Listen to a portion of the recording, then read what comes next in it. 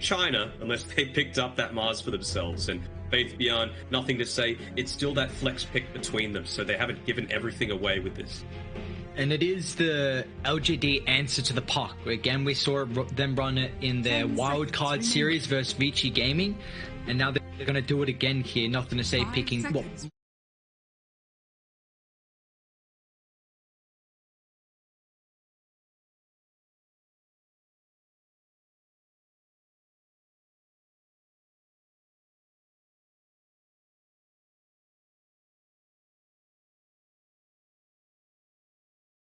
things that you just mentioned. It also takes away, it's a bit of a block pick because you just need the Dream Coil into the Spear to get that guaranteed snap on a high priority target, and then you could just quickly burst them down, turn the team fight in your favor.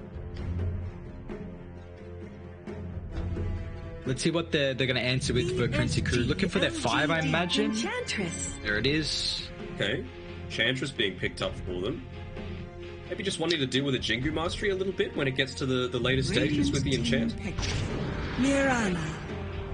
Fine with a Mirana here. So I haven't seen that actually come out very often for the Chinese region, and I mean, not a lot of guaranteed stun for it either. I wonder if they're just going to continue to look down the guaranteed stun route, because they've got a good amount of control right now with the Echo Stomp, with the Arena, with the Spear, you've got the Arrow, but it's not all 100% reliable. So maybe something like a Sand King, put the Mars into the mid, might be a bit better. Yeah, finally, exactly. Maybe now, I was also going to say that I think there's a potential to put the Mars mid, then Sand King in the off lane, because that flexibility. But now with the Enigma getting picked up, LGD have to offer up some BKB piercing stun to be able to deal with the Enigma. And I'm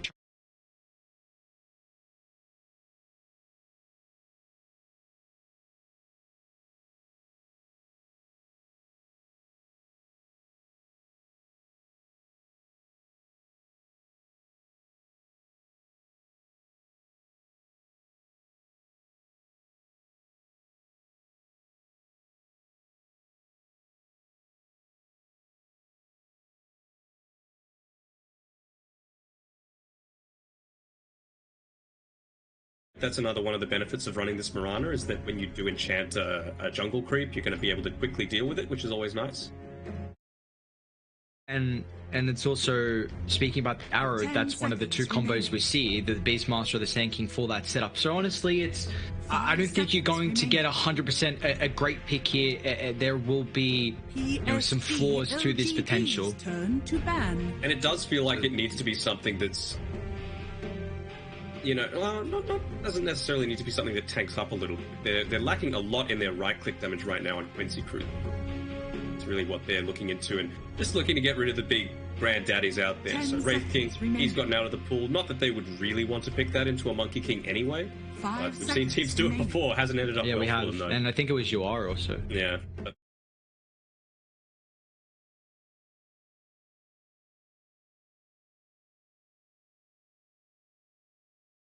well, what about Quincy? Because they got the next pick coming up. So what are we feeling like a position 1 that the big daddy like you? Moment. I mean, it could just be that, you know, it could be your position 1 that has a bit of a BKB pierce as well. You want to make sure that you're interrupting the Monkey King from being able to cast his Wukongs. You want to catch the slip. Could it be something like the Ursa? You know, it's pretty decent in the lane against the Mars. Not that Quincy have been picking it up all that much, but could actually... They've been running LOA on the Enigma a fair amount. Wouldn't surprise me, though, to see them put the Enchantress there instead. They're just going to go with the Jug. I mean, it's a slow. It's fine. It's, certainly a lot less kill potential.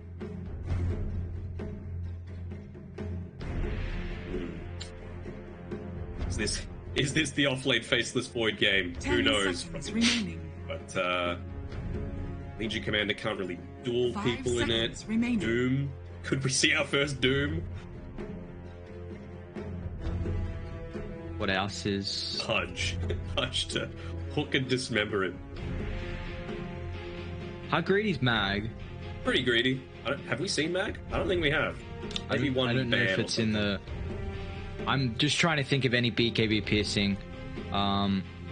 Sable, yeah. I mean, Axe Wyvern, Beast. offlane Wyvern. I was thinking Wyvern is the setup for the arrow, but then it feels wonky with the 3 Wyvern and a... What about the mid Wyvern? ET3 with Mirana, 5 Wyvern. ET3 is not bad. You know, we've seen, not that they're here, but we've seen OG run it with Seb plenty of times, and you turn into a real right-clicking beast later on. You're going to have this Mars that's going to synergize really well. We've seen, if nothing to say, plays this Mars mid, and he's going to build that Desolator. You've already got the Monkey King who's going to be taking advantage of it. Well, realistically, other than the Enchantress, no one that's really good at preventing a lot of physical damage. Yeah, we're really just thinking about the BKB Pierce. Is there another route they can go down if they're not looking for that BKB Pierce? Is it just a stun setup for the Mirana? So they go... It's kind of, you know, if you're able to hit him from behind in the perfect location, I guess. The Juggernaut, though, and it's an offlane Enigma we're seeing here as well. Well, it's also into Enchantress with the Purge really annoying for the Slaughter. Even just being harassed in lane, right? The thing with this Slaughter, why it really fell out of favor is some of these more greedy laners that just needed to stay there continuously far better now. You've got these ones that can make a few more things happen in the laning stage. Go for kills, make jungle rotations happen. Slaughter definitely drops off big way as a result, and you yourself don't have realistically any catch-up mechanisms when pair it to even the likes of Sentinel, right? At least you've got Retaliate that you can go into a jungle. At least you could cut waves with it.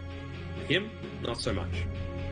Yeah, the thing about the Slaughter is that China were a region that played it at a incredibly high level. I think they were mainly one of the first ones that really started to bring the Slaughter into the meta. They were going like, you know, brown boots, wand, and a Glover Haste, and then into a Midas, and then back into like a Blink. They were huge fans of those builds. I'm not saying that's going to be a thing because of how slow it is, but they have a incredible playstyle with the Slaughter. Faith Beyond thrives on this hero.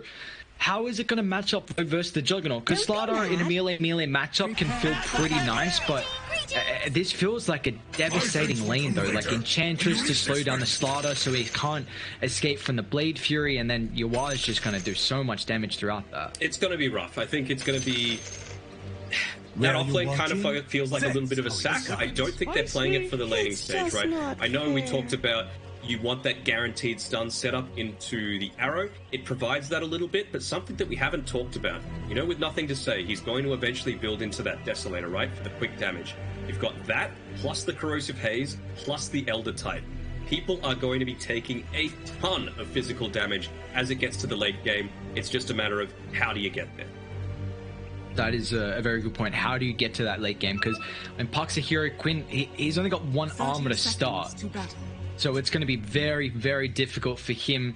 And you take a look at how the other heroes are going to be able to get armor as this game goes on. I mean, Enchantress doesn't have the greatest agility gain, so this is a tricky one, but we will see contention potentially by this bottom bounty rune.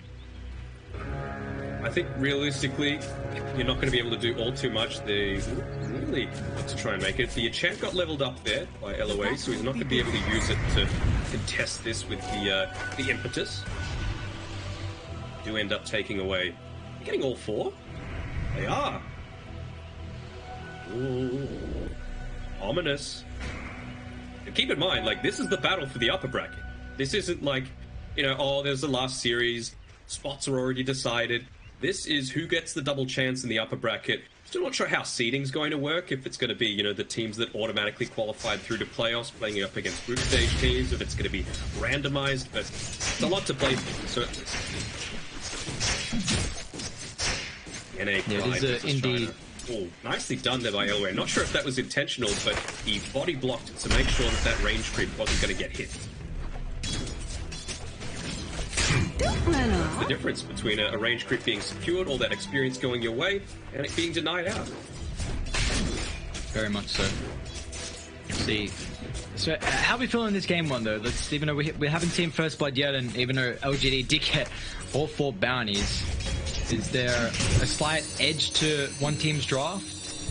I think it just goes down to how effective are they going to be at minimizing the lack of impact that you're going to have in the laning stage in this offlane for LGD. If they get past 30 minutes, I think they've got this one in the bag.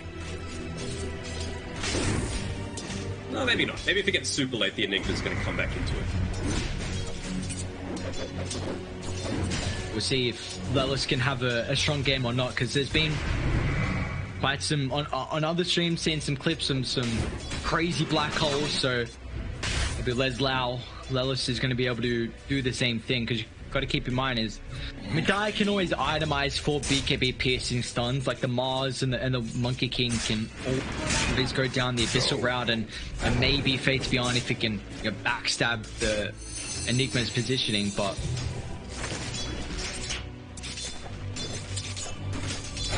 good little fake out there by LOA, making sure to look like he was trying to get the last hit on that small creep, but ends up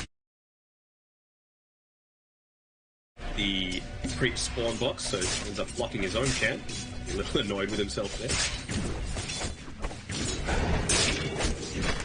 Let's see here, they're just feeding over as many salves, tangos as possible onto Faith Young so that he can get out of this laning stage with something. He needs to be able to rotate through. Once he gets those boots, maybe they can look to go for a kill with this arrow setup. Yeah, we'll see. It's going to be difficult to bring down the Jug, it feels like. If Aloe's positioning is a bit out of place, then the Enchantress might be the one they go on, but you are already having boots is very difficult. This is there, but that's fine. You can attempt to go for a lucky hit there. Actually jumped forward into LOA. Might be going a little bit too deep here. Salve. Want to pop the mango so you get the next impetus attack off. Not be the case. Still did block up, body block that camp as well. Not that keen actually to have the boots sent out to him just yet. If you're killing anyone in this lane, it is going to be the same. Oh, going in deep. Trying. You tried to make something happen. Where are you going? Doesn't have any leads. Confused committed. That's a TP with the impetus along with the Blade Fury. It's not enough damage. That extra level, unfortunately for you will not secure the first blood that we're still yet to see in this game one. Talking to Cap a little bit before, and I asked him, who's been your MVP so far? I cheekily said, is it Paulson, because of how well he's been able to sink in with the rest of Quincy crew. In all honesty, I feel like it's Xingqiu. He has been showing up in every single game that he's been playing. And this has helped LGD with their positioning currently at the table. They're 7-3 map count, looking to try and continue to grow a strong lead that they have had so far in a lot of the games. We just constantly see that. Did you feel like Quincy crew are going to be the answer to Arme? Because that's my big thing as well. Like, whenever we see LGD on this stream, like, Arme is just getting a stupid timing on Battle Furies. Yeah. This time around, though, it seems like his bread and butter to be able to... And you can just see, even at the very start of this, not the